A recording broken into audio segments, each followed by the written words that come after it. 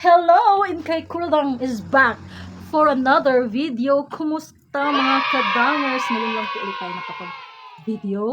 And medyo nabibreak muna tayo doing videos mga guys. Kaya busy. So, I would like to welcome you all sa ating panibagong video. Please welcome me here mga kadang. So, for today's video is another unpacking.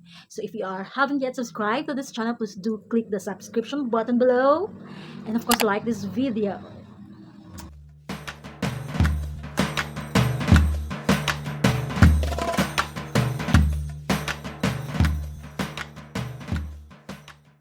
So guys, this is my first ever cosmetics haul in the year 2025. Now, balik tayo sa pag-makeup because dito tayo masaya. Aww. Dahil dito tayo masaya, so we're going to back for another cosmetics haul, makeup haul mga guys. So ito yung parcel ko from the brand Sassy Lady. This is not sponsored, disclaimer. So I bought these products and with my own money mga guys. So better to spend your own money. Alright, so I paid 603 in all of this. And let's start unpacking this parcel. This is my first ever cosmetics haul mga guys. So I'm so very excited to share this to you. Okay. Ayan. Iisa-isahin natin ang laman nito.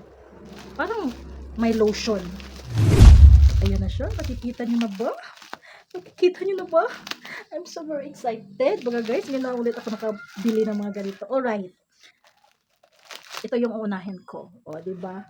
It's a beauty blender. O, my first ever beauty blender in 2025. O, diba? Sassy Lady. Okay, let's try this in another video mga guys. Para marami tayong content. Next is this. Oh. Mali pala ako mga guys. So sorry. This is from Mini Mili pala. Ay, ito Sassy Lady to. Wala na, blackout. The first ever haul sa 2025. Blackout na. Okay, anyway, from the brand Mini Mili. So if you are familiar mga guys, meron silang official store sa Shopee. Doon ako bumili. So just search Mini Mili. From Mini Mili pala to. Diyos ko Lord naman. This is Mini Mili BB cushion. O, diba? Okay, next. Tatry natin yan lahat. And this is Mini Meli Full Coverage Creamy Foundation. This is a trending product. Ito. So, I'm so very excited to share my own review with this product. No? So, yes. Next is, meron tayo ditong eyelash, fake, false lashes. Diba?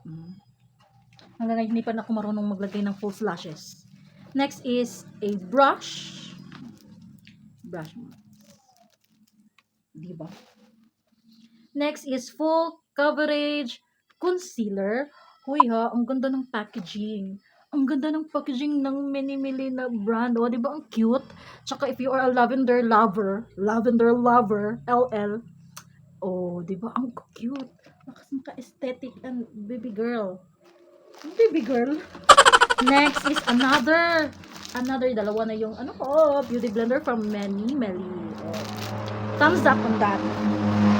Next is Everlasting Matte Loose Powder. Oh wow, lavender pa rin yan. Oh, diba? Lavender pa rin yung natin. Next is another full coverage creamy foundation pa rin. Aray, wait. Diba? Perfect. So, all of those is 603 pesos. So, saan ka pa? Alright, so, I'm so very excited to use this in my channel. So, hopefully, abang nyo ako. Subscribe to this channel. Alright.